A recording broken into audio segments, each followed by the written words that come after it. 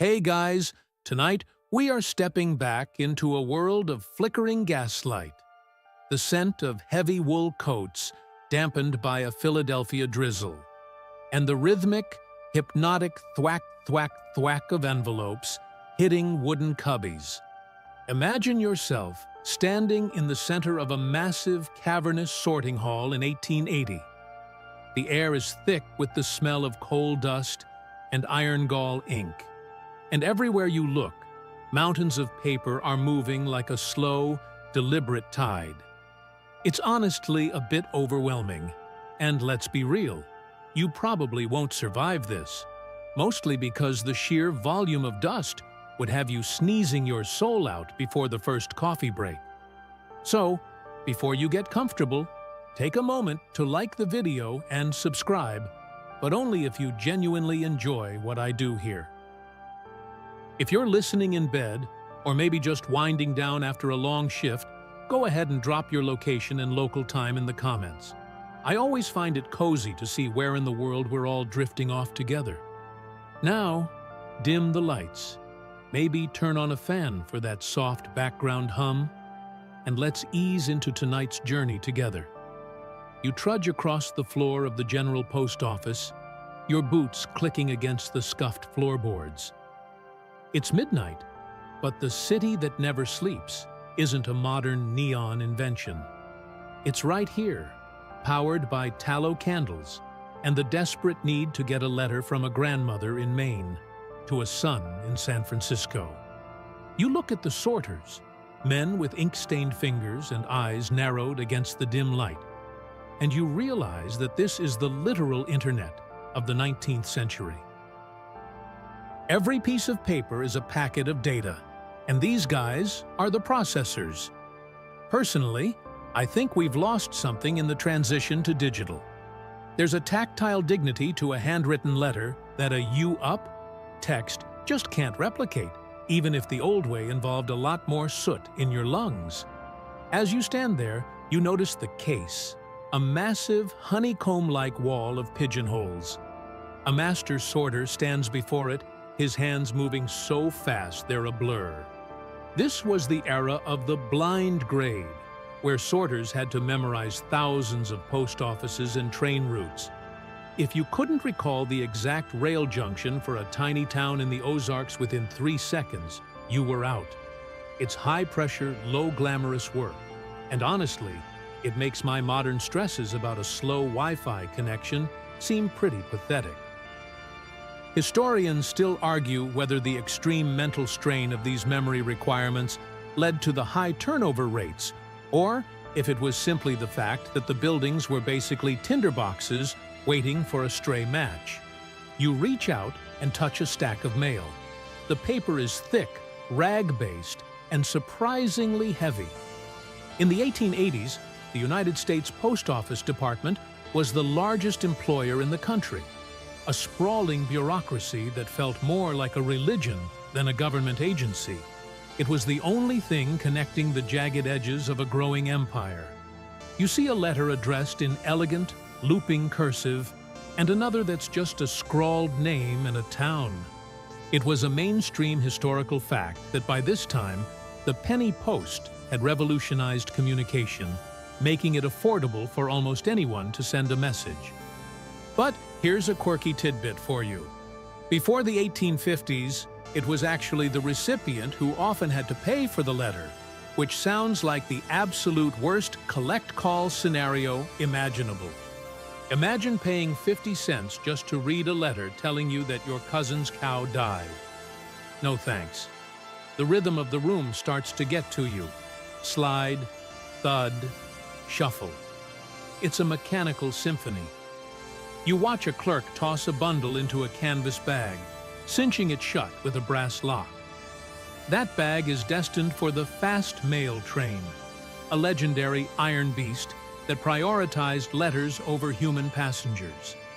I've always found it fascinating, and a little hilarious, that in the late 1800s, a bag of Sears Roebuck catalogs had more right-of-way on the tracks than a wealthy businessman in a Pullman car.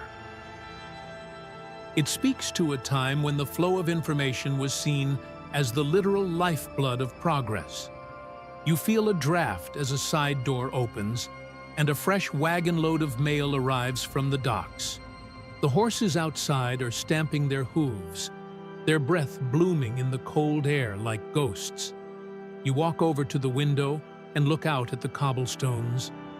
The world outside is quiet, but inside this hall, it's a frantic, organized chaos. It's a reminder that even the most boring parts of history, the logistics, the sorting, the stamps, are built on the backs of people doing incredibly difficult, repetitive things so that the rest of us can feel connected. The clatter of the sorting floor begins to fade into the background as your mind starts to drift. You're not just watching the mail, you're starting to feel the pulse of the machinery. There's a specific smell here, a mix of old paper, leather, and the faint, sweet scent of the wax used to seal high-priority envelopes. It's surprisingly soothing if you don't think too hard about the fact that half these workers are probably one bad lantern bump away from a structural fire. But that's the 1880s for you. Beautiful, tactile, and slightly dangerous. You notice a small, handwritten sign tacked to a pillar. Accuracy over celerity. It's a lie, of course. They wanted both. The pressure to be perfect while moving at the speed of steam was the defining characteristic of the postal worker's life. You watch a young apprentice, probably not much older than 15, struggling to keep up with a veteran. The veteran doesn't even look at the slots anymore. His hands move by muscle memory, guided by a mental map of a continent he's likely never fully seen. It's a kind of blue-collar genius that we don't talk about enough in history books. As the hour grows later, the gas lights are turned down just a fraction to save on fuel, casting long, dancing shadows across the mountains of mail. The great sorting continues, a never-ending cycle of arrival and departure. You lean against a wooden pillar, feeling the vibration of the heavy wagons outside. This isn't just a post office. It's a temple to the human desire to be heard. Every envelope represents a voice, a secret, a bill, or a longing. And you are just a silent observer, drifting through the ink-stained corridors of a time when the world was becoming smaller, one stamped letter at a time. I think there's a real peace in realizing that even 140 years ago, people were just as obsessed with staying in touch as we are now. We haven't changed, only our tools have. The clatter of the mail floor is just the 19th century version of a notification ping. And as you stand there in the dim light, the sound begins to wash over you like a slow-moving river, carrying you further into the night. The floor beneath your feet begins to hum, then shake, then tilt into a steady, rhythmic vibration that travels all the way up your spine. You've moved from the stationary sorting hall to the belly of the beast. A railway post office, RPO car. Outside the narrow windows, the moonlit landscape of the American Midwest streaks by in a blur of silver and black. But inside, the world is focused entirely on the 1,000 wooden cubbies lining the walls. The air here is different, sharper, filled with the metallic tang of the tracks and the hot breath of the steam locomotive just a few cars ahead. You're hurtling through the night at 40 miles per hour, which in the 1880s felt like breaking the sound barrier.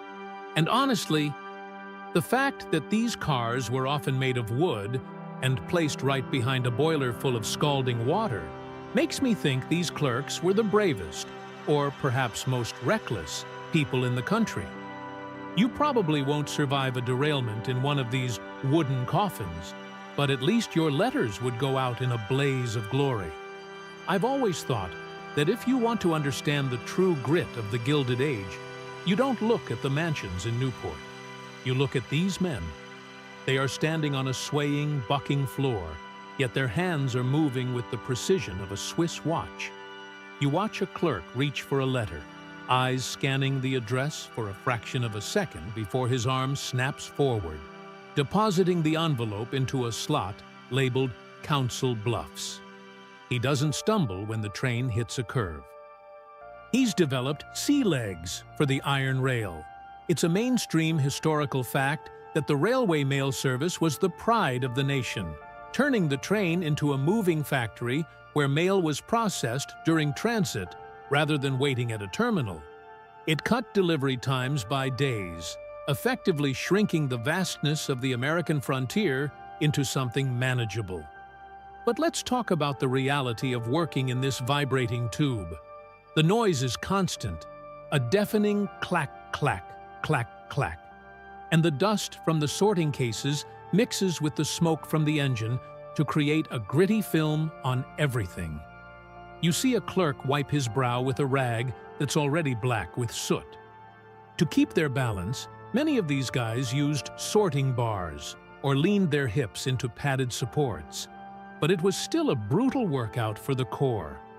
Personally, I find it hilarious that we pay for fancy standing desks today to be ergonomic, while these guys were doing it over a shaking axle for 12 hours straight, just to make sure a Sears catalog reached a farmhouse on time. It's the kind of grueling labor that makes our modern Zoom fatigue look like a spa day. There's a quirky tidbit about these RPO cars that often gets overlooked. The clerks were essentially their own little mobile government. They were often armed with revolvers because, believe it or not, the mail was a high-value target for outlaws. You see a holster tucked under a clerk's heavy apron. It's a strange juxtaposition, the delicate intellectual task of reading cursive and sorting geography, paired with the rugged necessity of being ready for a train robbery. Historians still argue whether the presence of armed mail clerks actually deterred the James Younger gang and their ilk, or if it simply raised the stakes for the violent shootouts that occasionally punctured the quiet of the prairie nights. I tend to think it was a bit of both. Nothing says official business like a Smith & Wesson .38 caliber backup. You watch as a bundle of letters is tied with a specific lightning-fast knot, the clerk's knot. It's a piece of folk art born of necessity, designed to be secure enough to survive a tossing, but easy enough to rip open at the next station. There's a beauty in that kind of specialized knowledge. You reach out to steady yourself as the train whistles, a long, mournful cry that echoes through the valley. The sound is beautiful, but for the men in this car, it's a signal. We're approaching a non-stop station. This is where the rhythm gets even more intense. In a few moments, the car will perform a feat of mechanical gymnastics that still boggles my mind. You notice a heavy iron arm near the side door. It's the catcher hook. As the train thunders toward a small town that isn't important enough for the engine to actually stop, a clerk slides the door open. A blast of cold night air rushes in, smelling of pine and wet earth. You see the clerk brace himself, his hand on the lever. Out there in the dark, a station agent has hung a stout canvas bag on a high crane. If the clerk times it perfectly, the iron arm will snatch the bag off the crane with a violent thwack, while simultaneously, the clerk kicks a bag of outgoing mail out the door onto the platform. It's high-speed logistics before the invention of the computer, and if you miss, that mailbag is going under the wheels and turning into expensive confetti. I think the most relatable thing about this whole scene is the sheer human pressure of it. The pouch list had to be perfect. If a clerk accidentally sent a bag to the wrong junction, he received errors, little slips of paper that went into his permanent file, like a 19th century version of a bad Yelp review. Too many errors, and you were demoted to a stationary office where the pay was worse and the air was just as dusty. There was a constant, low-grade anxiety thrumming through the car, matched by the vibration of the tracks. It's a reminder that even back then, The hustle culture was very much alive. It just wore a conductor's hat and carried a pocket watch. The interior of the car is lit by lamps that swing wildly with every jolt of the train.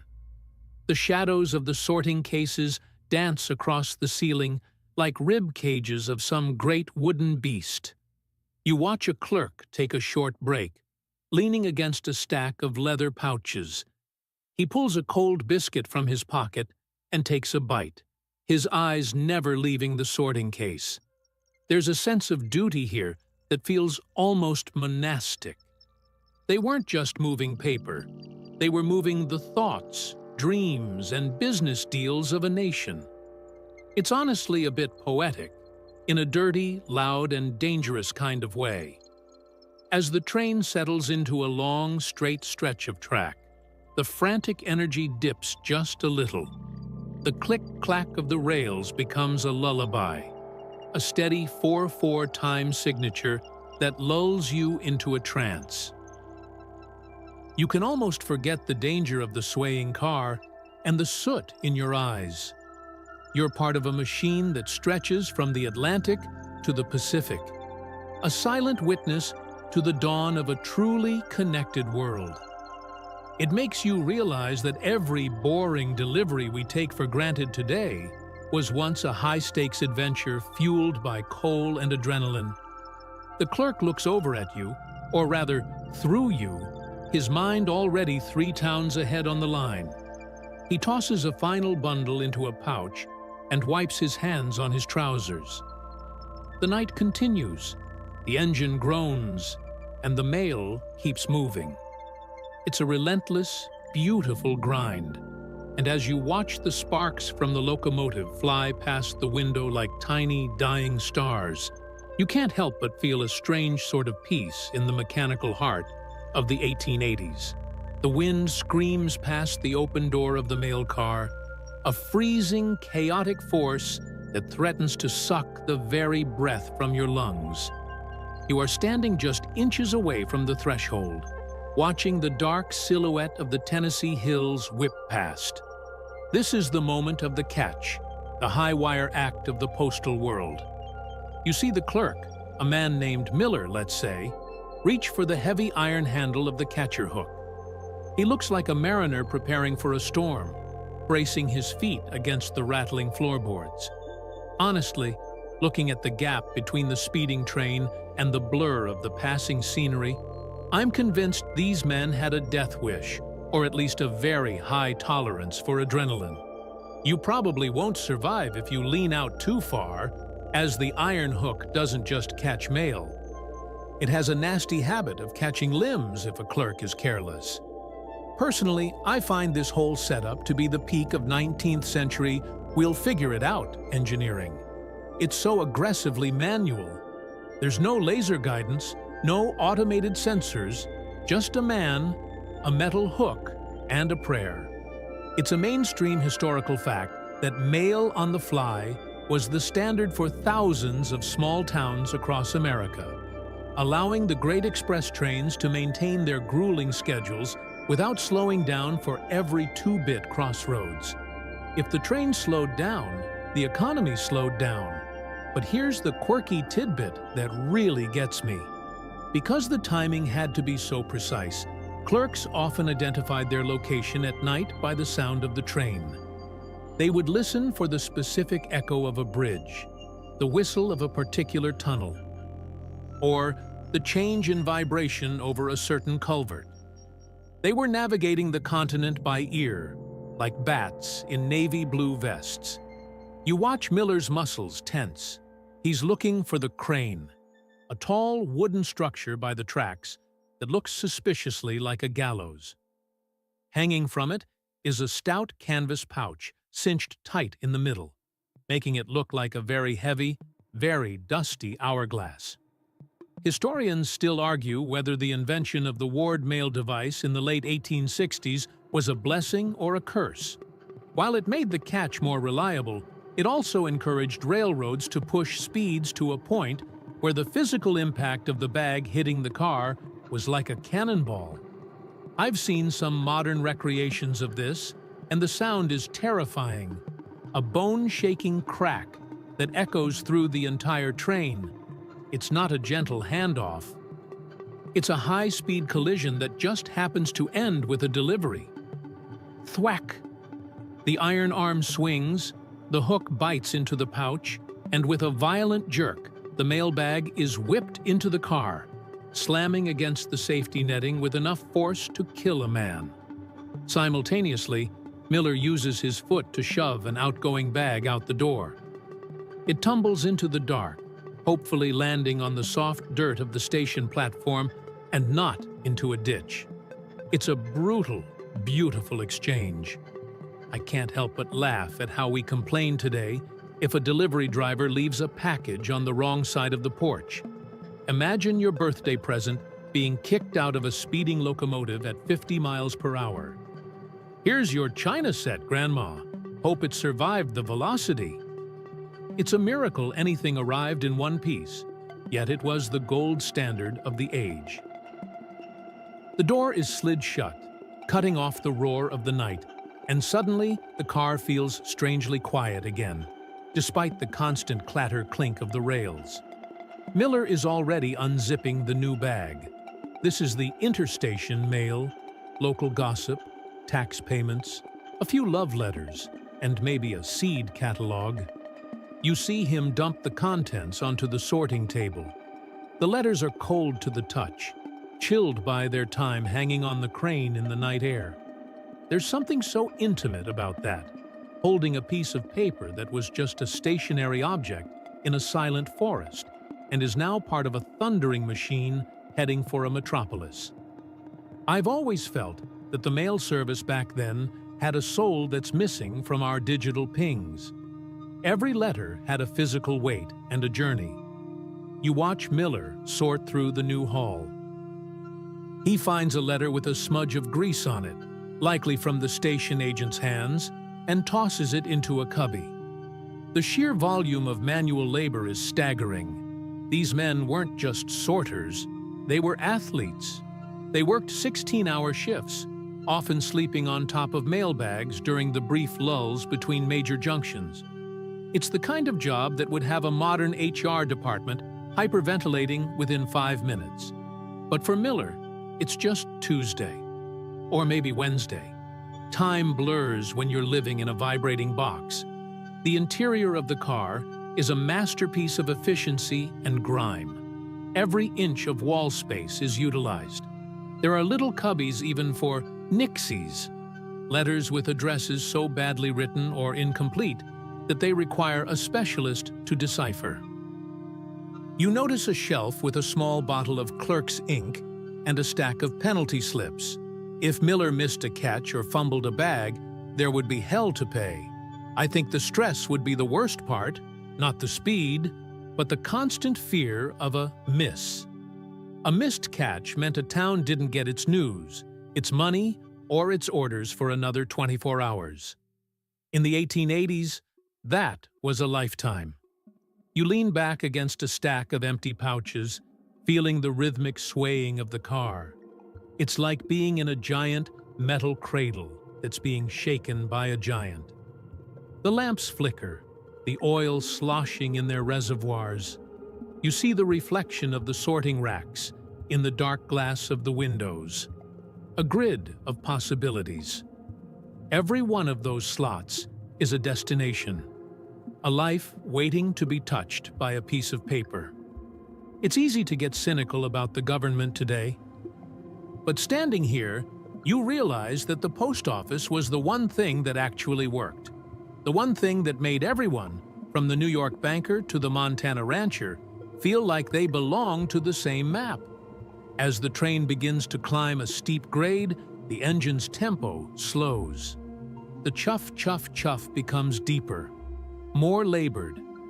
You can feel the locomotive straining against the gravity of the Appalachians. Miller takes this moment to sharpen a pencil, the shavings falling into the dust on the floor. He looks tired, his face lined with the soot that seems to get into every pore. I find myself wondering what he thinks about during the long stretches between catches. Does he imagine the people reading the letters he sorts? Or is he just counting the miles until he can get a hot meal and a bed that doesn't move? The shadows in the car stretch and contract as the train winds through a series of curves. You watch the rhythmic motion of the sorting again. Snap, slide, thud. It's a hypnotic dance, a 19th century ASMR experience if you ignore the deafening roar of the steam. You're drifting now, the vibration of the car turning into a deep, resonant hum that vibrates in your chest. The iron hook is tucked away for now, waiting for the next crane, the next town, the next story. The world outside is vast and dark, but inside this wooden car, everything is in its right place. The year is 1913, and the air feels charged with a different kind of electricity. You've stepped out of the soot-heavy 1880s and into a world that's starting to look a bit more familiar, yet infinitely more chaotic. This is the year the post office decided to change the game entirely. Imagine standing on a street corner as the clock strikes midnight on New Year's Day. Suddenly, the old restrictions are gone. Before this moment, if you wanted to send a package weighing more than 4 pounds, you were at the mercy of private express companies, corporate behemoths that charged whatever they wanted and laughed at your budget. But now, the parcel post has arrived. It's a mainstream historical fact that on January 1st, 1913, the Postal Service began accepting packages up to 11 pounds, eventually moving much higher. It was the birth of modern shipping, the 1.0 version of the add-to-cart culture we live in today. And honestly, looking at the sheer madness of the first day, you probably won't survive the stampede of people trying to mail everything from pitchforks to fruitcakes. Personally, I think this was the ultimate disruptor move long before Silicon Valley existed. The government basically looked at the private shipping monopolies and said, "Watch this." It was glorious. But because the rules were so new and the definitions of a parcel were so wonderfully vague, people started testing the limits almost immediately. I find it hilarious that within days, the mail was no longer just paper and ink. It was a sprawling, moving museum of everyday life. You see a man walking into a post office with a literal sack of bricks. Why? Because it was cheaper to mail them than to haul them by wagon. Historians still argue whether the post office actually turned a profit during those first few years, or if they were just subsidizing the entire nation's shopping habits out of pure spite for the express companies. I'm leaning towards spite. It's a powerful motivator. You walk through a bustling sorting hub, and the rhythm has changed. It's no longer just the thwack of envelopes. It's the heavy thump of crates and the rustle of brown butcher paper. The smell has changed, too. Alongside the ink and coal smoke, there's now the scent of cured hams, fresh apples, and occasionally something slightly earthy that suggests a farm animal is nearby. You see a clerk struggling to weigh a giant wheel of cheese. This was the Wild West of logistics. People were so excited by the low rates that they didn't stop to ask if they should mail certain things. They just asked if they could. It was a time of beautiful, unbridled optimism and complete administrative terror. I've always found it relatable how we, as humans, immediately try to break any new system we're given. Give us a flat-rate shipping box, and we'll try to fit a disassembled engine into it. In 1913, that's exactly what happened. You see a woman handing over a basket of eggs, barely protected by a layer of straw. She's trusting the same system that handles heavy iron tools to deliver her breakfast intact. It's a level of faith in the men in blue that feels almost alien today. We track our packages every 15 minutes on our phones and still get annoyed if the box is dented. But back then, you just handed your life's work to a guy in a horse-drawn wagon and hoped for the best. Here's a quirky tidbit. The postmasters were so overwhelmed by the variety of items that they had to start issuing emergency memos almost weekly. One of the strangest items to regularly appear in the mail during this period? Queen bees. Thousands of them, buzzing away in tiny perforated boxes. You're standing in a quiet corner of the office when you hear it. A low, rhythmic vibration that isn't the train. It's a shipment of 100,000 bees destined for an orchard in California. It makes me realize that the boring post office was actually a buzzing, living ecosystem. If a box broke, you weren't just losing mail. You were gaining a very angry, very airborne problem. You watch as a clerk stamps a large, oddly shaped bundle. It's a suit of clothes, not in a box, but simply wrapped in paper and tied with twine. This was the era of the unboxed parcel. People mailed umbrellas with just a tag tied to the handle. They mailed shovels. They mailed tombstones. There was a sense that the postman was your neighbor, your friend, and your personal courier. It was a deeply personal service. I think there's something quite touching about that level of community trust, even if it meant the mail car occasionally smelled like a wet dog because someone sent an unwashed fleece to a wool mill. The scale of the operation is what really hits you. In the first 5 days of parcel post, over 4 million packages were handled. That's a staggering number for a system that was largely manual. You see the clerks leaning over their ledgers, their pens scratching furiously. They are the cartographers of this new commerce, mapping out routes for Sears, Roebuck and Kohlberg's, and Montgomery Ward. These catalogs became the Bibles of rural America, and the parcel post was the gospel. For the first time, a family in a sod house in Nebraska could own the same porcelain doll or iron stove as a family in a New York brownstone. It was the great equalizer. But as you watch the chaos, you notice a shift in the atmosphere. There's a rumor going around the sorting floor, a story about a man in Ohio who just walked up to the counter with a very unusual package. The clerks are whispering about it, their eyes wide. It's the kind of loophole that only a truly desperate or truly creative person would find. You see a postmaster scratching his head, looking through a thick book of regulations, trying to find a rule that says you can't do what's about to happen. I think the beauty of 1913 was this brief window of time where the world was big enough to be mysterious, but small enough to be reachable. The parcel post had opened a door, and through that door came everything the human mind could conceive of. You feel the energy of a nation suddenly realizing it can touch its furthest corners for the price of a few stamps. It's an intoxicating feeling, a mix of greed, connection, and sheer curiosity. As the sun begins to set, casting a golden glow over the stacks of crates and bundles, you realize that the rhythmic clatter has evolved into a roar.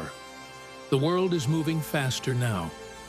The trains are heavier, the bags are fuller, and the possibilities are endless.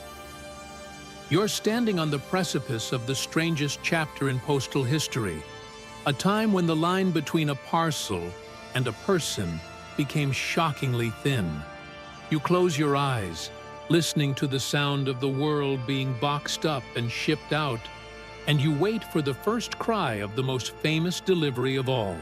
The morning of January 17th, 1913, dawns with a crisp, biting chill in Batavia, Ohio, and you are standing right there on the frost-covered sidewalk, witnessing a moment of absolute peak early 20th century logic. You see a man named Jesse Beagle approaching the post office counter, and he isn't carrying a crate of eggs or a sack of flour. He's holding the hand of his young son, James. Now, I've seen some questionable parenting choices in my time, but Jesse is about to take the "it takes a village" philosophy to a literal, federal extreme. He's looking at the postal clerk with a straight face, a few copper coins in his palm, and a plan that would make a modern social worker's head actually explode. You probably won't survive the sheer audacity of this scene. It's the kind of historical life hack that is both brilliant and deeply, deeply chaotic. Personally, I find the Beagle family to be the ultimate trendsetters of the shipped lifestyle. They saw a new law and, like true Americans, immediately looked for the most ridiculous loophole available. It's a mainstream historical fact that James Beagle became the first child ever recorded as being sent through the U.S. mail. He weighed just under the 11-pound limit. He was a tiny guy, a mere toddler, and his parents realized that mailing him to his grandmother's house a mile or so away was significantly cheaper than buying a ticket on a commercial carriage or wasting the gas in a primitive car. It cost them exactly 15 cents in stamps. I can't even get a decent candy bar for 15 cents today. But in 1913, it bought you a federal escort for your firstborn. You watch as the postal clerk, likely a man who has seen his fair share of weirdness since the parcel post launched 2 weeks ago, doesn't even blink. He takes the 15 cents, licks the stamps, and, I kid you not, attaches them to the boy's jacket. Historians still argue whether this was a genuine act of logistical desperation or a calculated stunt to see if the post office was actually serious about their "we deliver anything" motto. Either way, you're looking at a small boy who has officially been classified as a living parcel. I think the most relatable part of this is the kid's expression. He just looks mildly confused, probably wondering if he's going to be stored next to a crate of live chickens or a bag of fertilizer.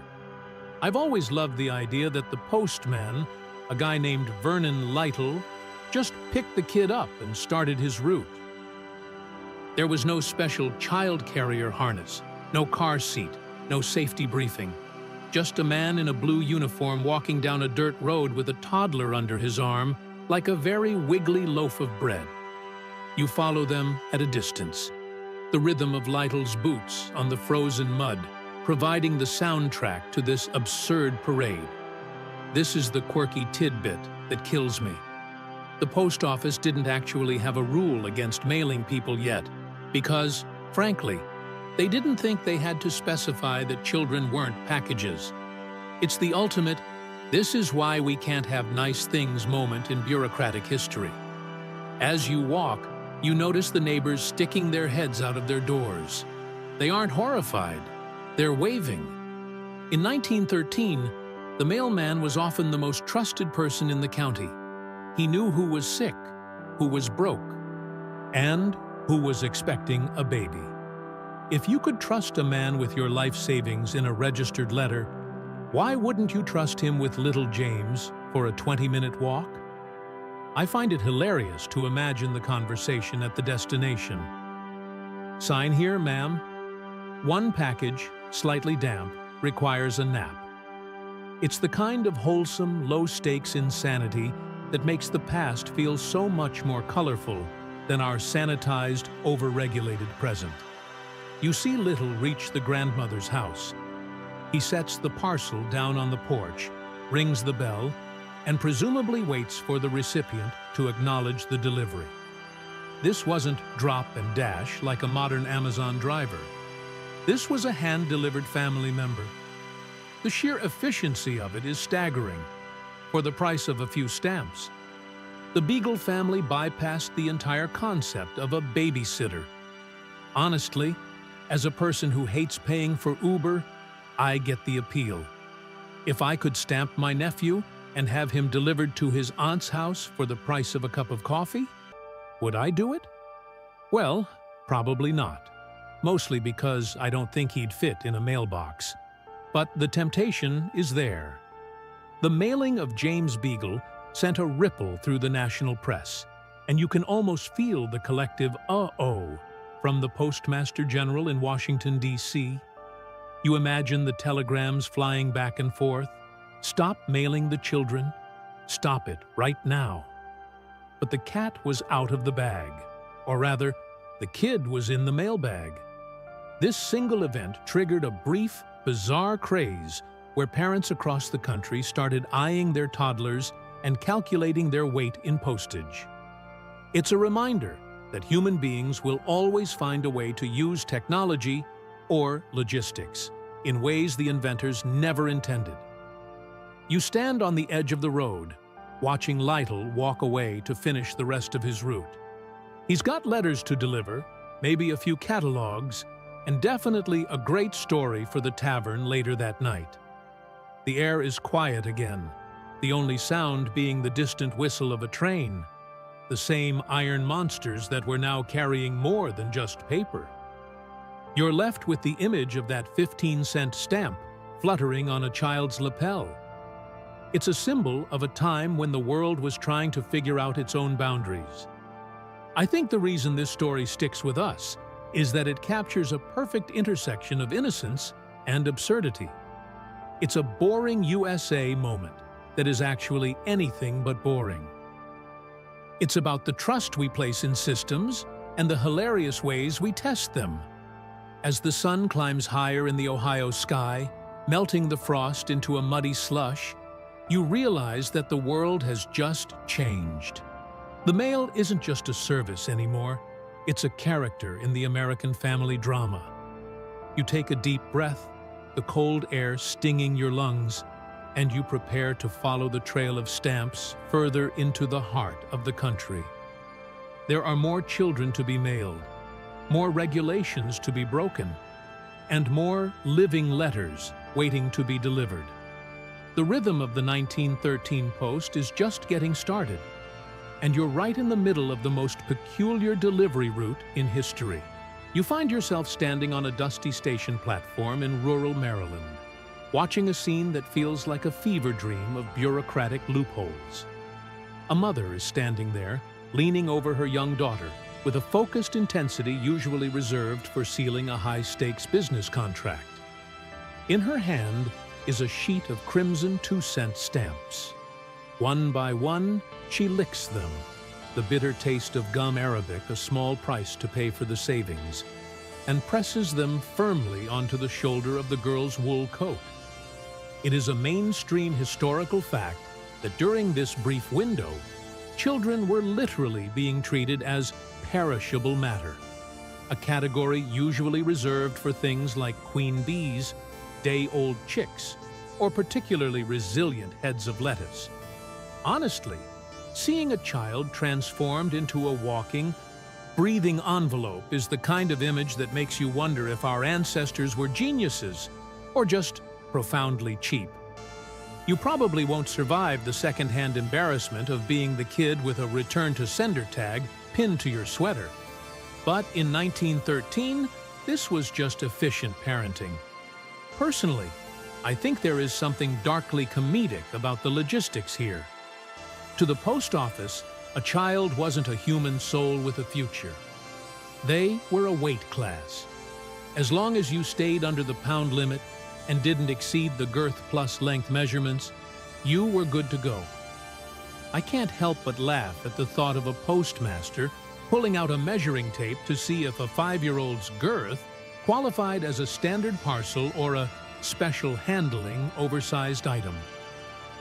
Historians still argue whether the post office department secretly enjoyed the publicity of these human letters as a way to show off their reliability, or if they were genuinely terrified that they were one lost toddler away from a national scandal.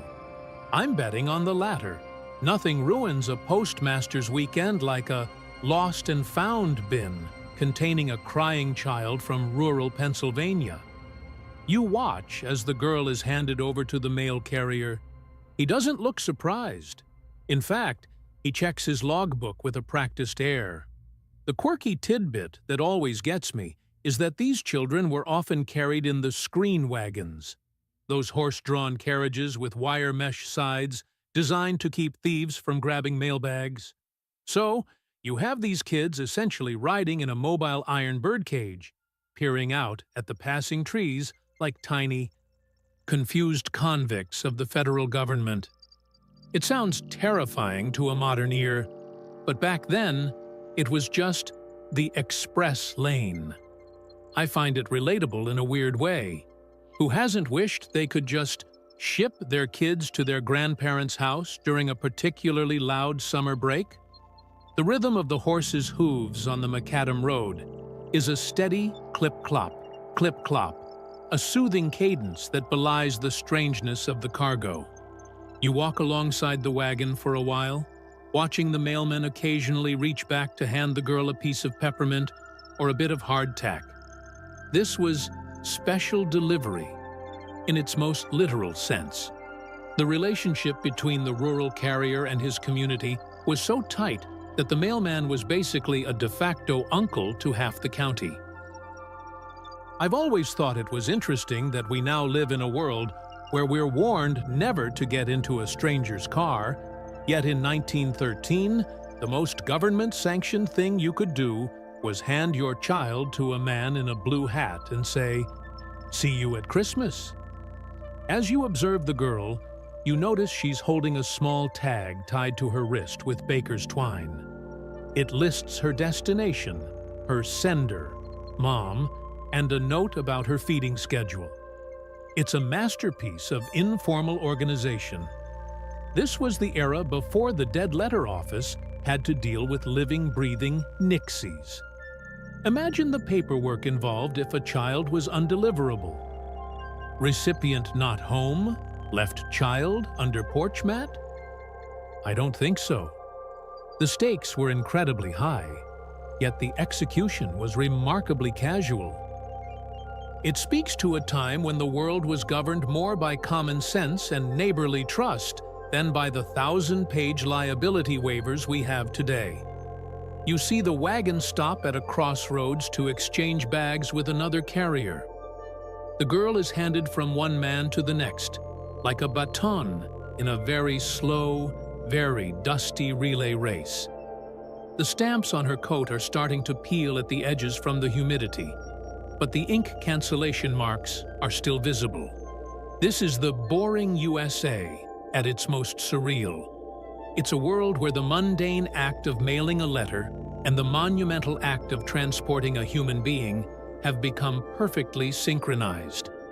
I find myself wondering what the other parcels in the wagon thought. Was she sitting next to a box of Sears Roebuck shoes or a crate of live poultry? The mail was a melting pot of American commerce, and for a few years, children were the most precious commodity on the manifest. The sun begins to dip lower, casting long barred shadows through the wire mesh of the wagon. The girl has fallen asleep against a stack of canvas mailbags, the rhythm of the journey finally winning out over the novelty of being a federal parcel. It's a peaceful scene, despite the absurdity. I think there's a lesson here about how we adapt to new technology. The parcel post was the high-tech of 1913, and people immediately bent it to fit their most human needs: connection, family, and saving a buck. We do the same thing today with every new app or service. We just don't usually involve postage stamps and toddlers anymore.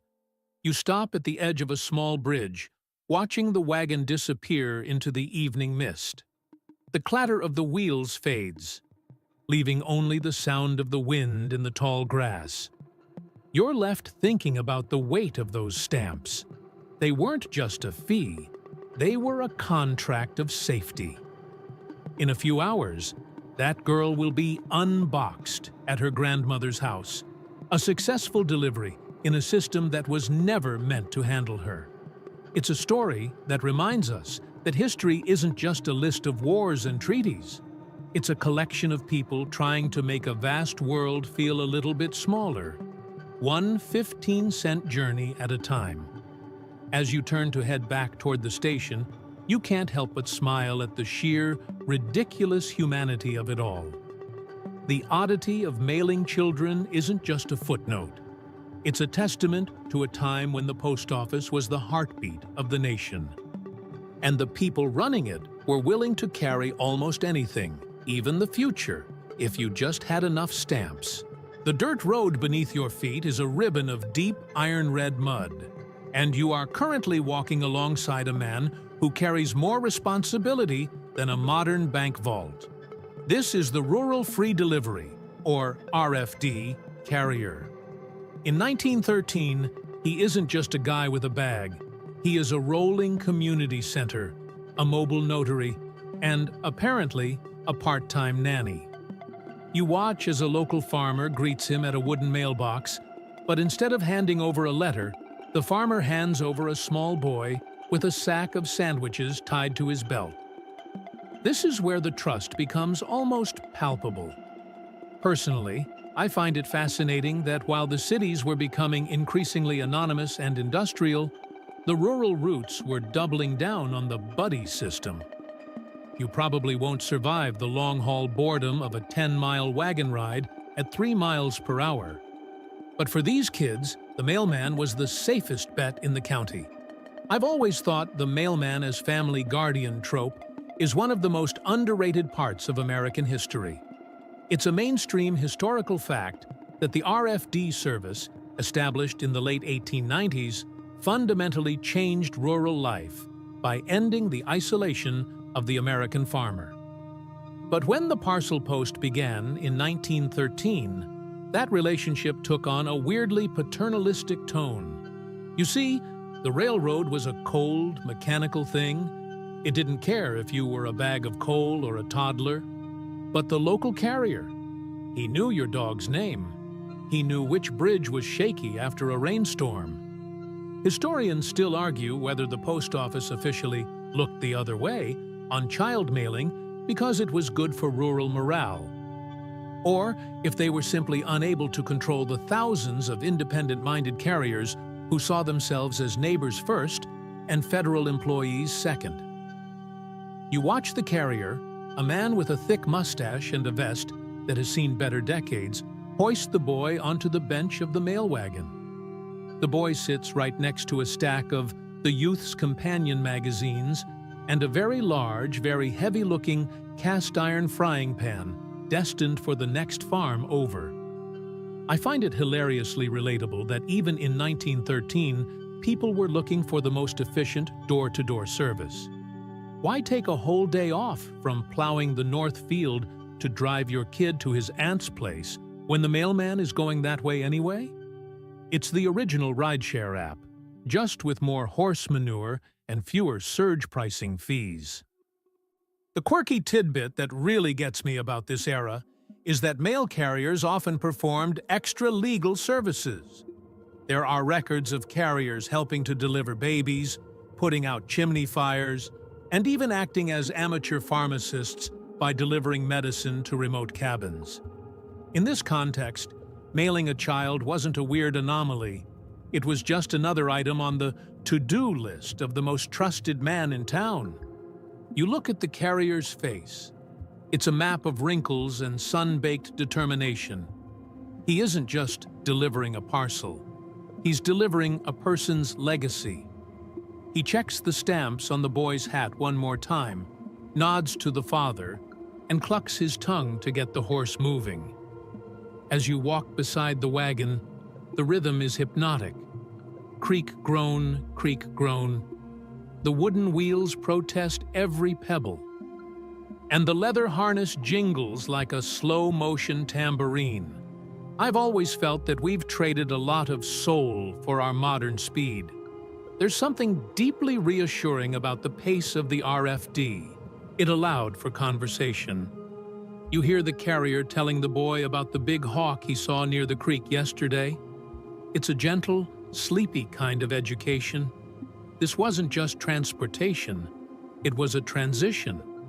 The child was being ushered from one home to another by the very symbol of the United States government, which, at this specific moment in history, felt more like a protective umbrella than a distant authority. You notice the boy start to fidget, so the carrier lets him hold the ends of the reins for a moment. It's a small gesture, but it's part of the unspoken contract of the rural route. The carrier is the guardian of the community's continuity. If the mail stops, the town effectively disappears from the map. By carrying the town's children, he was literally carrying its future. I find it slightly ironic that today we have stranger danger campaigns. Yet back then, the most stranger person in town, the guy who theoretically worked for the big, scary federal government, was the one person you'd trust with your toddler and a 15-cent stamp. As the sun climbs higher, the heat begins to draw the scent of pine needles and old canvas from the wagon. You look back and see the farmer's house disappearing behind a bend in the road. There's no turning back now. The parcel is in transit. Historians often point out that the rural carriers were the eyes and ears of the government. But standing here, it feels more like they were the heart. They bridged the gap between the vast, impersonal bureaucracy of Washington and the intimate, dusty reality of a Nebraska cornfield. You think about the logistics of the lunch break. The carrier pulls out a tin pail, shares a piece of dried apple with the boy, and lets the horse drink from a stone trough. It's a scene of such profound, boring peace that it feels almost radical. There are no sirens, no pings, no urgent notifications, just the sound of a horse drinking and the rustle of a child's paper bag of sandwiches. Personally, I think we could all use a little more mail wagon energy in our lives, even if we draw the line at being shipped in a crate. The journey continues, 1 mile at a time. You watch the carrier check his pocket watch, a heavy silver thing on a chain. He's on a schedule. But it's a human schedule, not a digital one. He knows that the parcel he's carrying will be met with hugs and probably a fresh-baked cookie at the end of the line. It's a successful delivery in the making. As you follow them through the dappled shade of a grove of oaks, you realize that the rhythmic clatter of the mail is the sound of a world that still knows how to take its time. The air in the Idaho mountains is thin, sharp, and smells of ancient cedar as you stand on the platform of the Grangeville station in February 1914. You are about to witness the most famous living letter in American history. Little Charlotte May Pierstorff. May is 4 years old, a bundle of energy wrapped in a heavy winter coat, and she is about to embark on a 73-mile journey across some of the most rugged terrain in the Pacific Northwest. Now, I've had some stressful travel days involving delayed flights and lost luggage, but May's parents are about to mail her to her grandparents because, you guessed it, it was cheaper than a train ticket. Specifically, a train ticket would have cost a full fare, but as a parcel, she only required 53 cents in stamps. You probably won't survive the sheer logistical audacity of this, mostly because the thought of being sorted alongside a crate of frozen poultry and a set of blacksmith tools is enough to give anyone a permanent complex. Personally, I think May Pierstorff is the patron saint of the budget traveler. Her parents, being practical Idaho folk, realized that the new parcel post regulations didn't explicitly forbid the transport of humans, as long as they were harmless and met the weight requirements. May was just under the limit. It's a mainstream historical fact that her story became the definitive example used by the post office to eventually shut down the practice. You watch as her father licks the 53 cents worth of stamps and applies them to the back of her coat.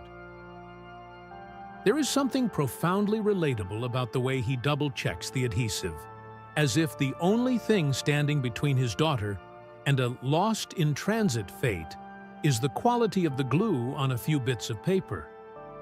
You follow May as she is escorted onto the railway post office car. This isn't a passenger carriage with velvet seats and a porter.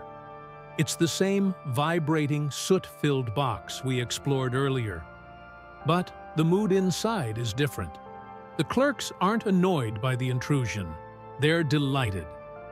Historians still argue whether the male clerks on May's route gave her special treatment out of professional duty, or if they were just bored out of their minds and welcomed a 4-year-old as a temporary mascot.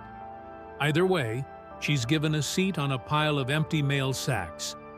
And you watch as a clerk, a man with fingers stained black from years of sorting, shares his lunch with her. It's a quirky tidbit of the journey that she spent most of the trip eating crackers and watching the mountain peaks zip by through the narrow barred windows. I've always found it funny how we obsess over unboxing videos today, but the greatest unboxing in history happened when that train pulled into Lewiston, Idaho. May's grandfather, a man named John, worked at the post office there. Imagine his face when the mail car doors slid open, the iron hook was retracted, and instead of just the usual heavy canvas bags, out stepped his granddaughter, officially delivered by the United States government. Sign here, John. One granddaughter, slightly soot-covered, postage paid in full. It's the ultimate family reunion, and honestly, I think it's a tragedy we can't still do this for a 50-cent surcharge. As you stand on the Lewiston platform, watching the reunion, the reality of the situation starts to sink in. This wasn't just a quirky anecdote, it was a serious test of federal infrastructure. May traveled 73 miles through the mountains, handled by multiple federal employees, and arrived exactly on time and in perfect condition. It proves that the 1914 Tweedert Postal Service was, in many ways, more reliable and personal than the massive automated logistics chains we have now. You feel a strange sense of pride for these ink-stained men in their vibrating wooden cars. They took the post office department part of their job seriously, which meant every parcel, even the ones that could talk back, was sacred cargo. I find it relatable that the news of May's trip traveled almost as fast as she did. Within days, the story hit the papers, and the Postmaster General in Washington, Albert S. Burleson, likely put his head in his hands. You can almost see the gears turning in the bureaucratic mind. If we let them mail the 4-year-olds today, tomorrow, they'll be mailing the grandmothers to save on nursing home costs. It was the beginning of the end for the human parcel era. But for May, it was just a great adventure. She didn't feel like a statistic or a loophole. She felt like the most important piece of mail in the world. The rhythm of the station, the hissing steam, the shouting of the conductors, the heavy thud of bags hitting the ground, becomes a backdrop to this very human moment. You realize that history is often made of these tiny, domestic rebellions against the way things are supposed to work. The Pierstorffs weren't trying to change the world, they were just trying to get their kid to grandma's house for less than $1. In doing so, they created a legend that still makes us smile a century later. You watch May and her grandfather walk away from the station, her small hand swallowed by his large, weathered one. The stamps on the back of her coat are probably already starting to curl at the edges, their job done. You're left standing in the Idaho cold, listening to the fading whistle of the train as it heads further down the line. The boring USA has just delivered its most precious cargo, and as you turn to follow the tracks, you can't help but wonder what other surprises are hidden in the mountains of mail waiting in the next town. I think the lesson here is that even the most rigid systems have room for a little heart, or at least a little 4-year-old girl. As the sun sets over the peaks, casting a purple glow over the tracks, the clatter of the mail continues, a steady rhythmic heartbeat that connects the mountains to the sea, and a daughter to her grandfather. The marble hallways of the Post Office Department building in Washington, D.C. feel a lot colder and more echoey than the warm, dusty mail cars of Idaho. You are standing outside the heavy mahogany door of Postmaster General Albert S. Burleson, and if you listen closely, you can hear the sound of a man who is officially over it. Burleson is currently staring at a mountain of newspaper clippings detailing the travels of May Pierstorff and the Beagle Boy. and his blood pressure is likely at an all-time high. Honestly, I feel for the guy. Imagine trying to run the world's largest logistics network and waking up to find out your employees are now essentially operating a low-budget daycare center. You probably won't survive the bureaucratic fallout of this meeting. The sheer volume of sternly worded memos alone could cause a structural collapse. Personally, I find Burleson to be the buzzkill character in this story, but you have to admire his predicament. He was a man of order and efficiency, a Southern politician who wanted the mail to run like a clockwork machine. Suddenly, his machine is being jammed by toddlers. It's a mainstream historical fact that Burleson was the one who finally put his foot down, realizing that the human parcel phenomenon was a liability nightmare waiting to happen. Historians still argue whether his primary concern was the actual safety of the children or if he was simply terrified of the legal precedent. If you can mail a child for 50 cents, can you mail an escaped convict? Can you mail a rival politician to a deserted island? The possibilities for chaos were endless. You watch as an aide scurries into the office with another telegram. It's probably another request from a parent asking if they can ship their teenager to a military academy via fourth-class mail. I find it hilariously relatable that the government's first reaction to a popular life hack is usually to panic and print a 400-page regulation book. Burleson's headache wasn't just about the kids, it was about the image of the service. He wanted the parcel post to be seen as a sophisticated engine of commerce, not a carnival. Yet, the quirky tidbit here is that despite his annoyance, he couldn't just fire the mailmen who were carrying the kids. They were following the letter of the law, if not the spirit. The law said parcels under 50 pounds, and May Pierstorff was, technically, a parcel. You follow the aide out of the office and into the dead letter office annex, where the atmosphere is even more grim. This is where the logistics of the living letter truly started to break down in the minds of the bureaucrats. They were starting to imagine the what-ifs. What if a child was mailed to a house where no one was home? Do you put the child in a storage locker? Do you return them to the sender with a postage due stamp on their forehead? I think the most relatable part of this bureaucratic panic is the realization that the public will always find the one thing you didn't think to forbid. It's like when a software company releases an update and users immediately find a way to use it to play Doom. As you drift through the corridors of power, you see clerks frantically updating the postal guide. This was the era of the red tape revolution. They were trying to define what, exactly, constituted a mailable object.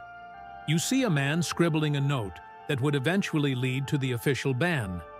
The term perishable does not include human beings. It's a sentence so absurd it belongs in a Monty Python sketch, yet it was a necessary piece of federal law. I've always found it funny that we need laws to tell us the obvious, but then again, in 1914, obvious was a moving target. The rhythm of the city outside, the clip-clop of carriage horses, and the early honks of Model T Fords competes with the frantic scratching of pens inside. You realize that you are witnessing the birth of modern regulation. The boring USA was becoming less boring and more organized, and in the process, it was losing its eccentric edges. Burleson was the architect of this new, sterile world. He was the guy who decided that the mail should be a service, not an adventure. And while he was probably right from a safety standpoint, I can't help but feel a little sad for the loss of that 15-cent uncle service provided by the local carrier. You see a group of reporters gathered on the steps of the post office building, waiting for a statement. They love the baby-by-mail stories. They sell papers and make people laugh. But inside, the mood is one of damage control. Burleson is preparing to issue the decree that will officially classify children as unmailable. It's a word that sounds so heavy, so final. You can almost feel the weight of the ink as the order is signed. The loophole is closing.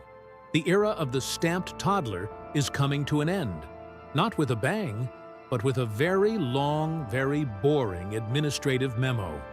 I think the most interesting thing about this moment is how it highlights the gap between the people and the government. To the farmers in Ohio and the families in Idaho, mailing a kid was a practical solution to a common problem. To the men in Washington, it was a non-standard logistical anomaly. We still see this today. Regular people find a clever way to survive or save money, and the authorities step in to say, "Hey, wait a minute. You can't do that. It's not in the manual." As the sun sets over the Potomac, casting long, bureaucratic shadows over the mall, you realize that the rhythm of the mail is about to become a lot more predictable. No more crying parcels, no more peppermint-scented mailbags, just boxes, crates, and letters. You take one last look at the dark windows of the post office department and turn back toward the tracks. The policy has changed, but the stories are already written in the ink of the past. The human freight era is over, but the legends of the kids who rode the rails for the price of a few stamps will live on forever.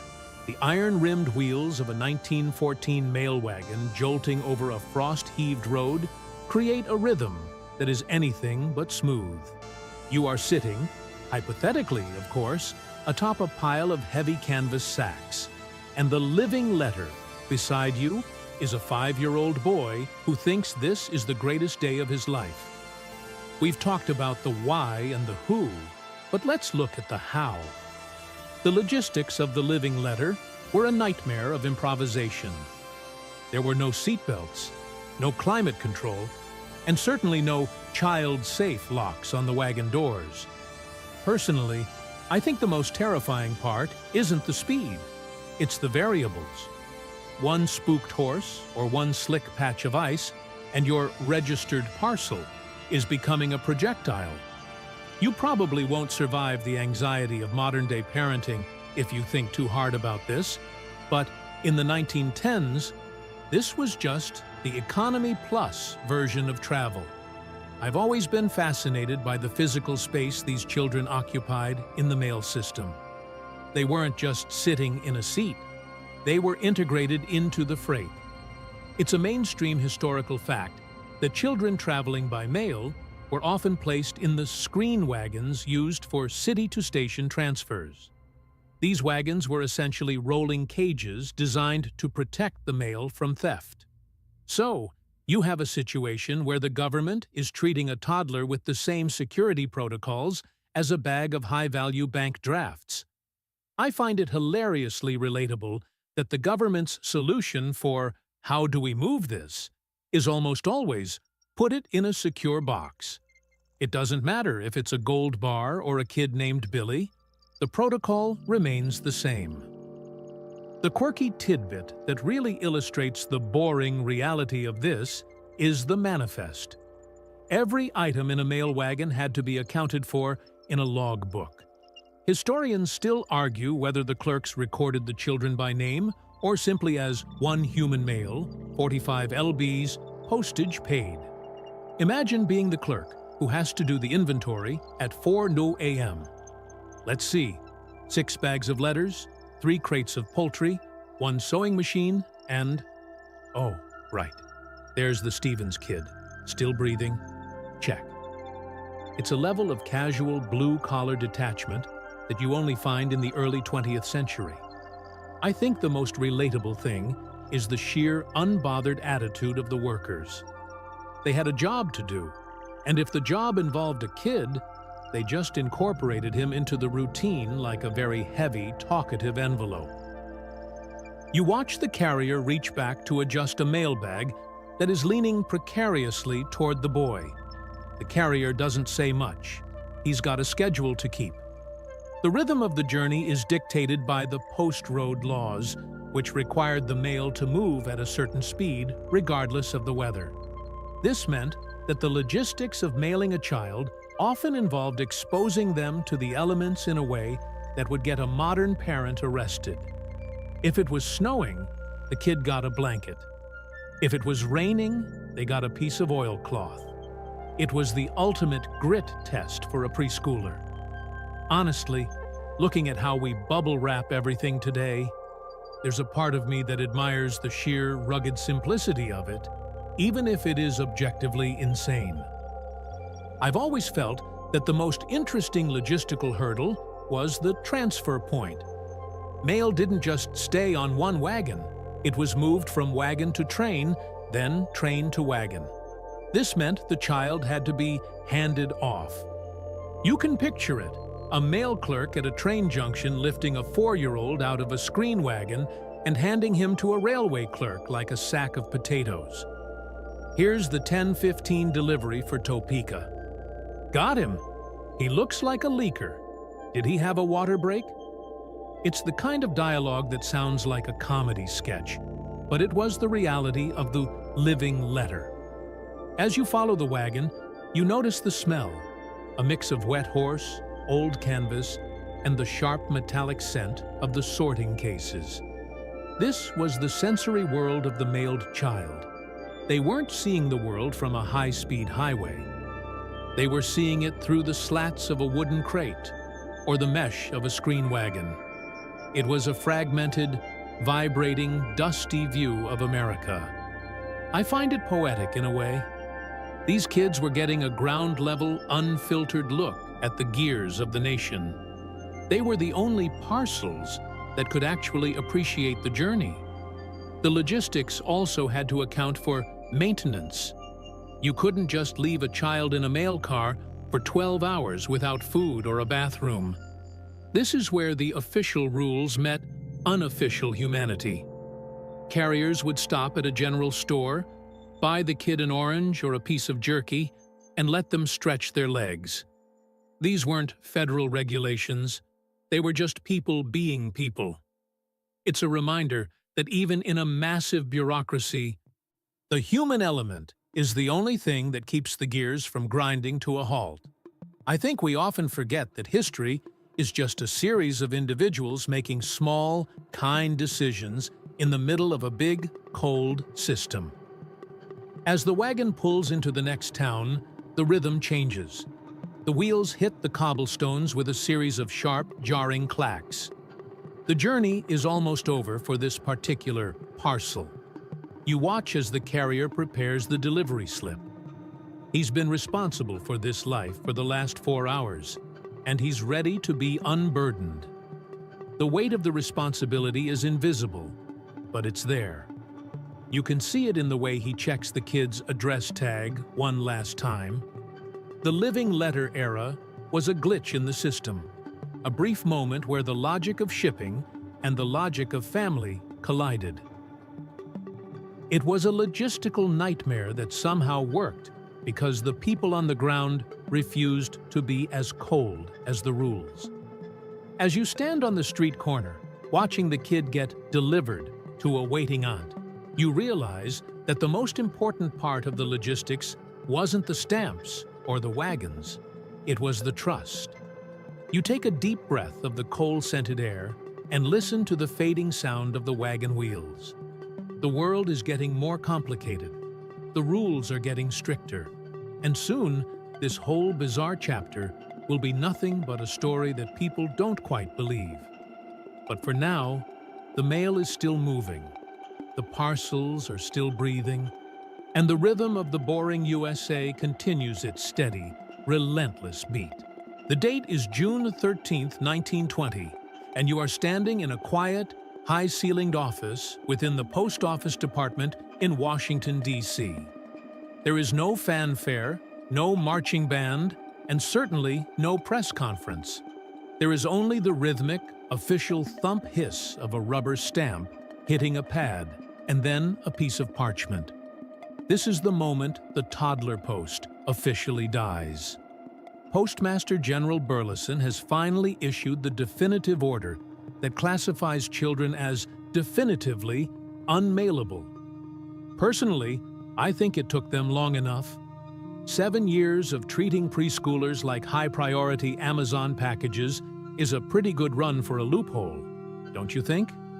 You probably won't survive the bureaucratic boredom of reading the full 1920 postal guide. But this one specific sentence changed the American landscape. Human beings shall not be transported as parcel post. I've always found it hilariously relatable that it took a full 7 years to explicitly state that children aren't things. It's like those warning labels on hairdryers that tell you not to use them while sleeping. Someone, somewhere, made it necessary.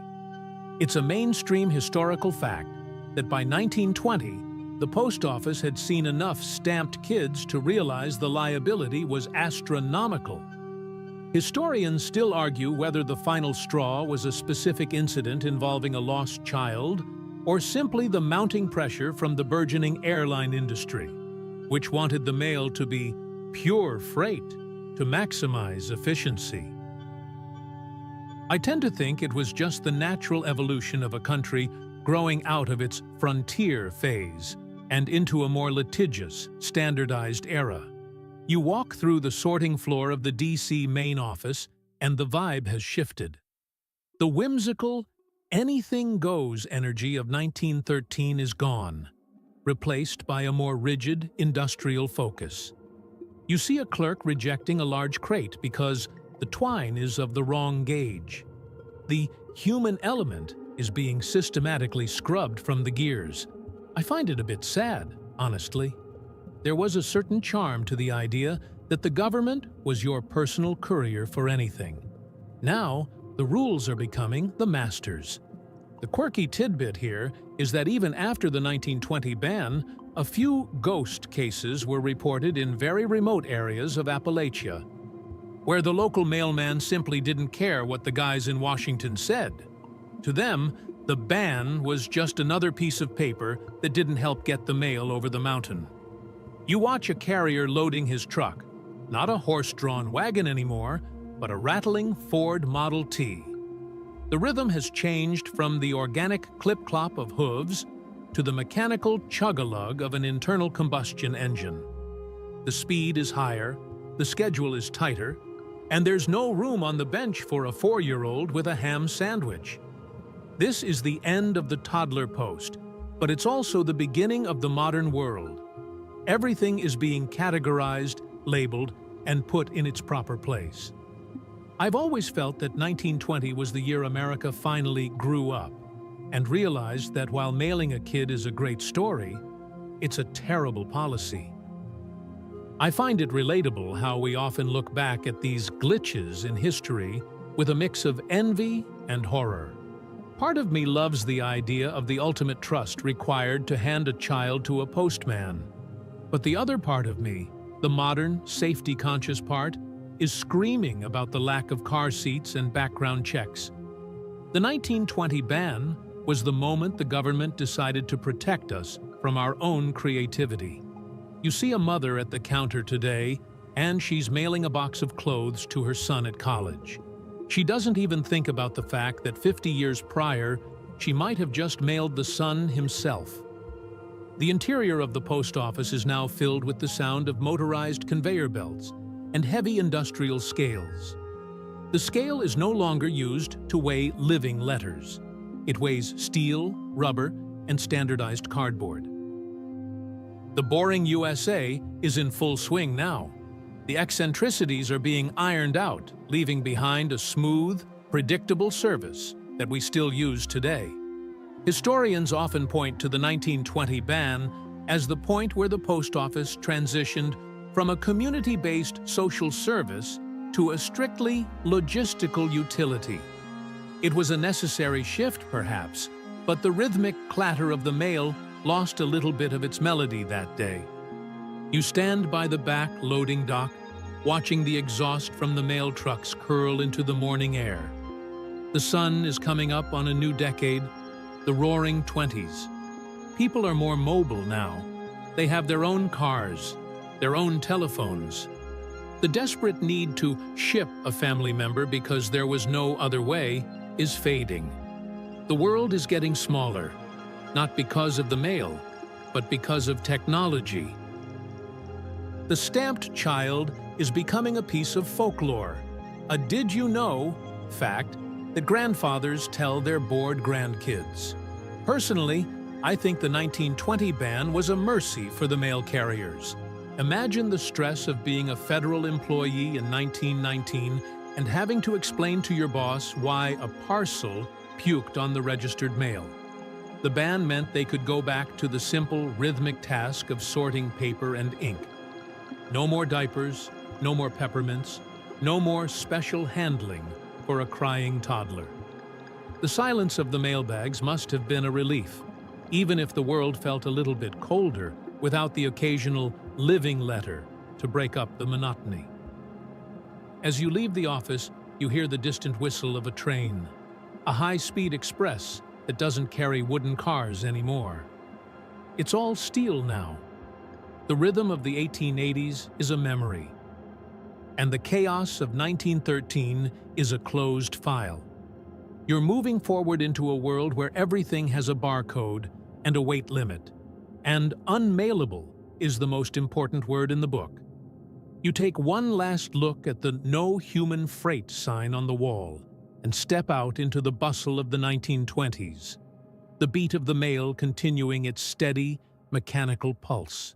The living letter era may have been officially stamped out by the bureaucrats in Washington, but the mail service has always been haunted by things that aren't quite meant to be there.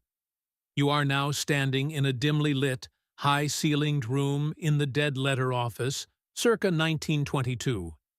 The air is stagnant, smelling of dust, old glue, and the faint, sweet scent of pressed flowers that have long since turned to brittle lace. This is where the mail goes when the rhythm stops, when the address is unreadable, the recipient is gone, or the parcel was simply too strange to deliver. Personally, I think this is the most atmospheric place in the entire history of the United States. It's a graveyard of intentions. You probably won't survive the sheer melancholy of this place, as every shelf is a reminder of a connection that failed to land. I've always found it relatable that, despite our best efforts at organization, life is messy. The dead letter office was the government's way of trying to sweep that mess into a corner. It's a mainstream historical fact that the dead letter office was a major tourist attraction in Washington for decades, with a museum of the weirdest things ever mailed. You see a clerk in a green eyeshade carefully slicing open a heavy envelope. Inside isn't a letter, but a lock of hair and a single rusted key. Historians still argue whether the high volume of nixies, undeliverable mail, was due to the rising illiteracy of a surging immigrant population, or simply the fact that people in the 1920s were incredibly optimistic about the postman's psychic abilities. To My Son in Chicago wasn't an address, yet thousands of people sent letters exactly like that. The quirky tidbit that really sets the mood here is the ghostly ink. Sometimes, letters would sit in damp railway cars or leaky wagons for so long that the ink would bleed through the paper, creating strange, mirrored images of the words on the reverse side. It's as if the letters were trying to rewrite themselves while they waited. You see a shelf filled with unmailable items from the parcel post era. A single leather boot, a taxidermied owl that looks perpetually surprised, and a box of wedding cake that has long since turned into a brick of sugar and mold. I find it hilarious, in a dark way, that people expected the government to be the ultimate custodian of their weirdest junk. I don't know what to do with this dead owl. I'll just mail it to Aunt Martha.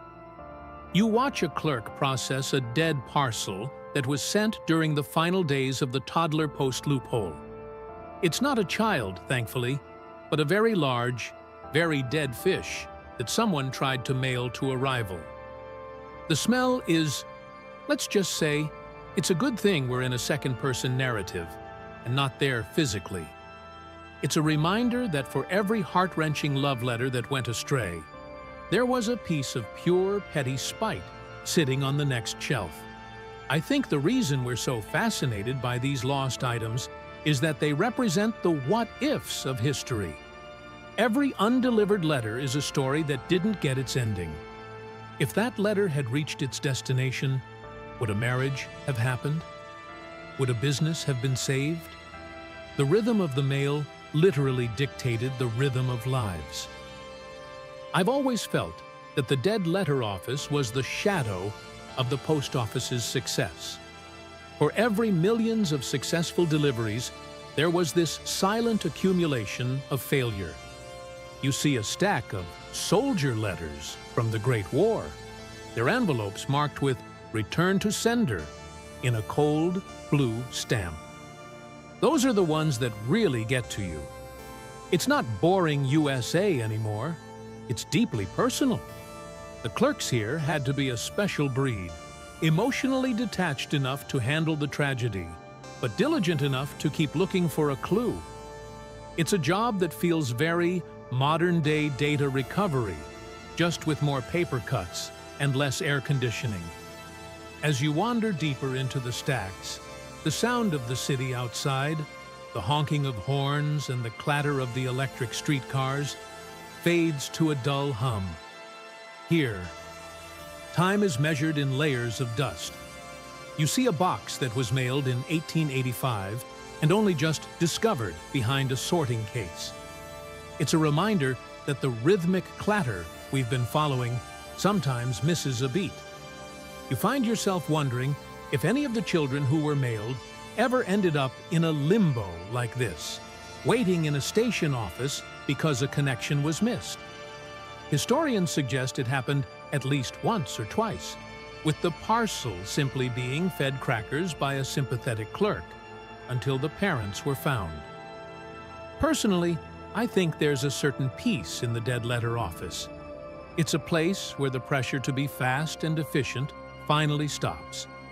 The mail isn't moving anymore. It's resting. You pick up a stray envelope. The paper is yellowed and brittle, like an autumn leaf. On the back, someone has practiced writing their own name over and over again. It's a tiny, mundane human moment frozen in time. This is the soul of the mail, the part that can't be quantified by stamps or weight limits.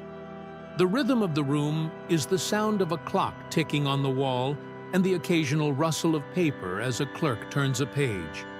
It's a different kind of ASMR, a quiet, contemplative cadence that makes you want to whisper. You realize that the mail service wasn't just a machine. It was a vast, sprawling diary of a nation. And like any diary, it has its lost pages and forgotten secrets. As you prepare to leave the limbo of the lost mail, you take one last look at the shelves. They are a monument to the human desire to reach out. Even when we don't quite know where we're going, you step back out into the hallway. The light of the 1920s sun feeling almost too bright after the gloom of the office. The mail is still moving out there, the trucks are roaring, and the sorting cases are filling up again. But you'll never look at a mailbox the same way, knowing that sometimes the most interesting stories are the ones that never arrive.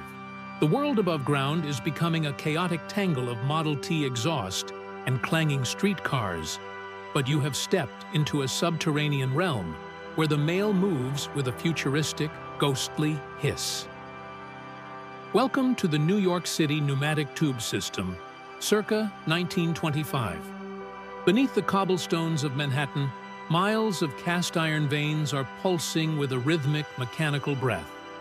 You are standing in the basement of a sorting station, watching a clerk prepare a carrier, a heavy brass and leather projectile that looks like a miniature torpedo. Personally, I think this is the coolest thing the post office ever did. It's basically the 1920s version of Hyperloop for your light bills. You probably won't survive the claustrophobia of imagining yourself inside one of these tubes. But for a letter, It's a 30-mile-per-hour joyride through the dark. I've always found it relatable that as soon as the surface streets became too crowded, we immediately looked for a way to bypass the traffic by going underground. It's a mainstream historical fact that at its peak, the pneumatic tube system in New York handled over 5 million letters a day, connecting the General Post Office to 23 different substations. It was the ultimate invisible logistics network. You watch as a clerk drops a bundle of letters into the carrier, snaps the leather cap shut, and slides it into the mouth of the tube. With a sudden, vacuum-sealed thump, shh, the canister is sucked into the void. It's a sound that is both powerful and strangely soothing, the heartbeat of a city that refuses to slow down. The quirky tidbit that really captures the boring USA spirit of innovation is the tube cat. Historians still argue whether the stories of postal workers sending a live cat through the pneumatic tubes were true or just a piece of early urban legend. According to the lore, a cat was sent through the system to prove it was safe for delicate cargo, arriving at the other end slightly dazed, but otherwise unharmed. I find it hilariously relatable that even in the 1920s, people couldn't resist using high-tech infrastructure to see what would happen to a pet. I'm pretty sure that if we had pneumatic tubes today, they'd be 90% Amazon packages and 10% people trying to send snacks to their friends 3 blocks away. As you stand in the tube room, you feel the vibration of the great air compressors. The air smells of machine oil and ozone. This wasn't just mail, it was packet switching before computers existed. Each canister had a destination, and the operators had to time the blasts of air to ensure the carriers didn't collide. It was a high-stakes game of underground billiards. I've always felt that there's something incredibly poetic about the mail racing beneath the feet of millions of people who have no idea it's there.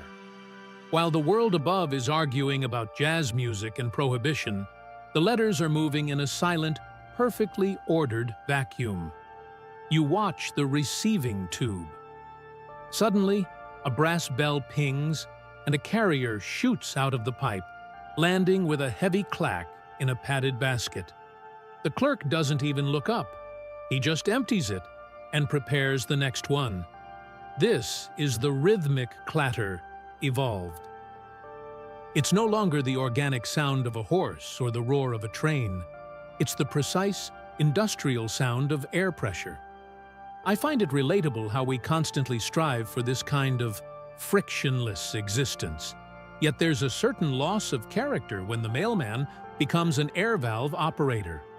You don't get a peppermint from a pneumatic tube. Historians often point out that the pneumatic system was eventually killed by the very thing it tried to outrun: the gas-powered truck. As trucks got faster and more reliable, the expensive, high-maintenance tubes became a relic. But for now, in the mid-1920s, they are the gold standard of urban efficiency. You see a special delivery letter being loaded. Someone in Wall Street needs a document in Midtown within 20 minutes. The tube is the only thing that can guarantee that. It makes you realize that our obsession with instant communication isn't new. We've just changed the medium from air-pressurized brass to fiber optic glass. The shadows in the basement are long and flickering, cast by the bare bulbs hanging from the ceiling. You lean against a cool iron pipe and listen to the rhythmic hiss-thump, hiss-thump. It's an industrial lullaby. You find yourself wondering if any of the kids who were mailed in 1913 ever looked at these tubes and wondered if they could fit inside. Probably. It's a good thing the unmailable rule was already in place, because a pneumatic toddler is a headline no postmaster general wants to see. Personally, I think the pneumatic era represents a peak of American optimism. The belief that we could solve any problem with enough iron, air, and ingenuity. It's a boring USA moment that feels like science fiction. As you watch the final carrier of the shift disappear into the tube, you realize that the mail is more than just paper. It's the energy of the city itself, channeled through a dark pipe in the middle of the night. The rhythm of the compressors begins to fade as you head back toward the stairs. The world of the 1880s sorting floor feels like 1,000 years ago, and the 1913 mail wagons feel like a distant dream. You are moving toward the end of the journey, where the mail finally reaches the quietest corners of the country. But the sound of that hiss stays with you, a reminder that even in the most boring of histories, there is a hidden, high-speed pulse waiting to be discovered. The hiss of the pneumatic tubes fades into a memory as you find yourself standing on a lonely, sun-drenched dirt road in the middle of a Nebraska wheat field, circa 1928. The scale of the world has shifted again. We've gone from the subterranean veins of Manhattan to the vast open lungs of the Great Plains. You are standing next to a weathered wooden post, topped with a galvanized steel box, the iconic RFD mailbox. This isn't just a container for paper, it is a lifeline. Personally, I think the rural free delivery service is the most wholesome thing the American government ever produced. It was the original high-speed internet for people whose nearest neighbor lived 3 miles away. You probably won't survive the soul-crushing silence of a 1920s farm without this mailbox, which provided the only rhythmic connection to a world beyond the horizon. I've always found it relatable that no matter how much technology we build, the last mile is always the most important. In the 1920s, that last mile was traveled by a man in a dusty Ford Model T, his back seat overflowing with everything from Montgomery Ward catalogs to live chick crates.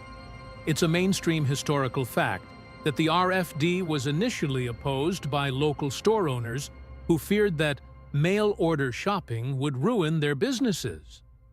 They were right, of course, but the farmers didn't care. To them, the mailbox was a portal to a world where they could own a silk dress or a new plow without hitching up the team for a day-long trip to town. Historians still argue whether the RFD actually saved rural America from total cultural isolation, or if it simply paved the way for the standardization that eventually erased local identities. I think it's a bit of both, a beautiful connection that also brought the boring uniformity of the city to the farm. The quirky tidbit that really highlights the intimacy of this service is the flag system. You see the little red metal flag on the side of the box. If it's up, it's a signal to the carrier that there's outgoing mail. But in the 1920s, that flag was often used for a secret language of neighborly help. A flag halfway up might mean, "I need the doctor," or "Please leave a stamp and I'll pay you tomorrow."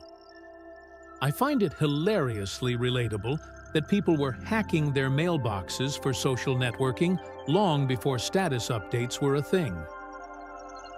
It's a reminder that humans will always find a way to turn a cold, federal tool into a warm, personal connection.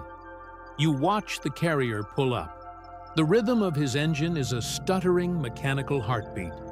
Chug-a-chug, pop, hiss.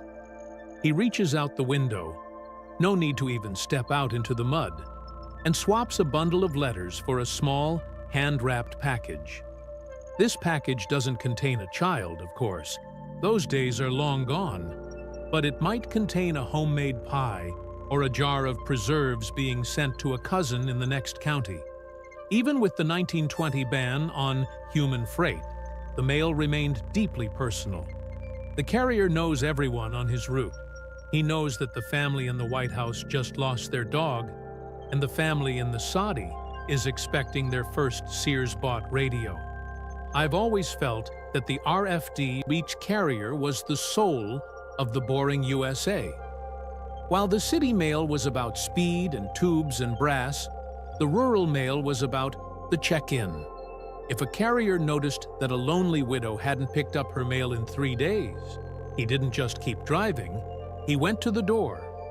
This wasn't in the manual, but it was the unwritten law of the road. It's a level of community care that feels almost alien in our era of contactless delivery. Personally, I'd trade my next day's shipping for a mailman who actually knows my name and would notice if I disappeared. As you lean against the fence post, the carrier drives away, the dust from his tires hanging in the air like a golden curtain. The silence returns, but it's a different kind of silence now. It's a connected silence. You look inside the mailbox. There's a copy of the Country Gentleman magazine and a letter with a hand-drawn map on the back. This is the rural free delivery soul. It's the feeling that even if you are 100 miles from the nearest skyscraper, you are part of the same rhythmic clatter as the guy in the New York basement.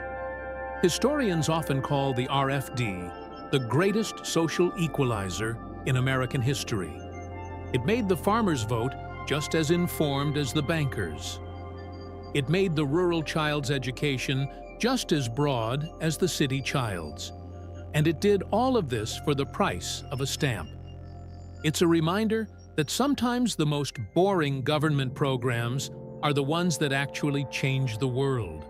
You find yourself thinking back to the kids being mailed in 1913.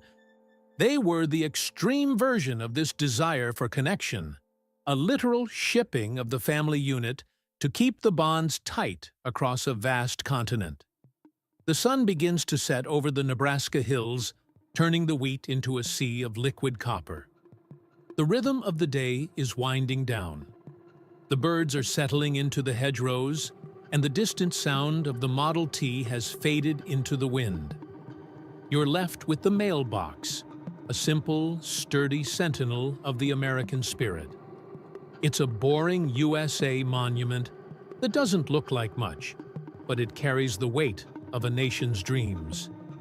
I think the lesson of the RFD is that we are never truly alone as long as there is someone willing to travel the last mile to reach us.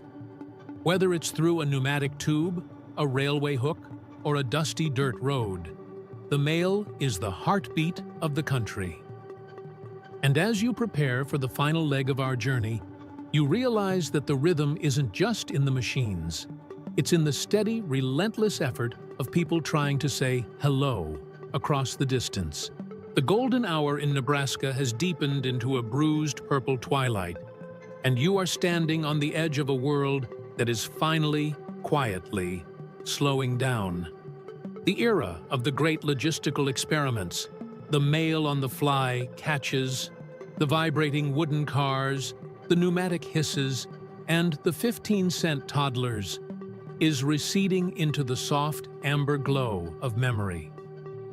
You are sitting on a porch swing now, the rhythm of the chains matching the slow pulse of a world that has finally been mapped, sorted, and delivered. Personally, I think there's a profound beauty in the boring completion of a task. The mail is in the box, the stamps are canceled, and the children are all safely tucked into beds that weren't shipped via fourth-class mail. You probably won't survive the transition back to the high-speed, digital chaos of your own time without a little bit of this logistics-induced peace in your heart. I've always found it relatable that we look back at the chaos of the 1910s and 1920s with such fondness. It was a time when the rules were still being written in pencil, and a stamp was a ticket to an adventure. It's a mainstream historical fact that by the late 1920s, the airmail service had begun to take over the long-haul routes, shifting the rhythmic clatter from the iron rails to the roaring skies.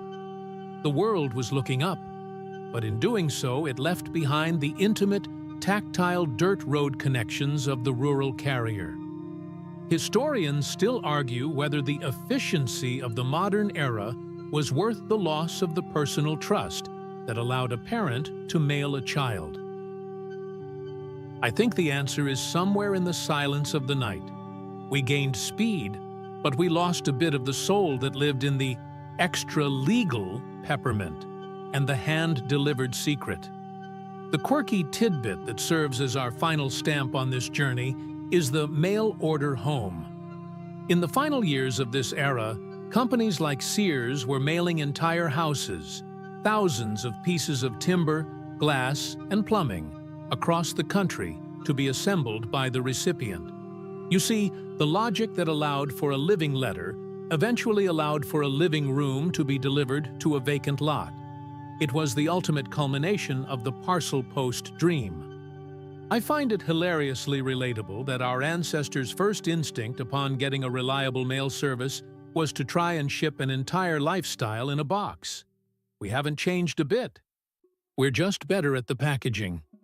As the gas lights flicker one last time before being replaced by the steady hum of electricity, you feel the weight of the journey. You've traveled from the soot-stained sorting floors of the 1880s to the high-speed tubes of Manhattan, following the thread of human connection. The rhythm of the boring USA is a lullaby now, a steady, comforting beat that reassures you that the world is, and always has been, connected by the simple desire to be heard. Now, let the image of that lonely Nebraska mailbox fade into the darkness of your room. The dirt road is gone, replaced by the soft warmth of your blankets. The click-clack of the rails is now just the rhythmic sound of your own breathing, slow and steady. You are safe, you are stationary, and there are no more deliveries to be made tonight. The vast, sprawling map of the past is folding itself up, tucking away the stories of the mailmen and the living parcels into the quiet corners of history. Feel the tension leave your shoulders as you imagine the final mail car of the night disappearing into the mist, its red lantern a fading spark in the distance. The world is at rest. The sorting cases are empty, the horses are asleep in their stalls, and the pneumatic tubes are silent. You are exactly where you need to be. There is nothing left to do but drift, like a letter in a calm current, toward the shores of sleep. Your journey is complete, the postage is paid, and the destination is rest. Sweet dreams of the long road, the steady rhythm, and the peaceful, boring beauty of a world well delivered.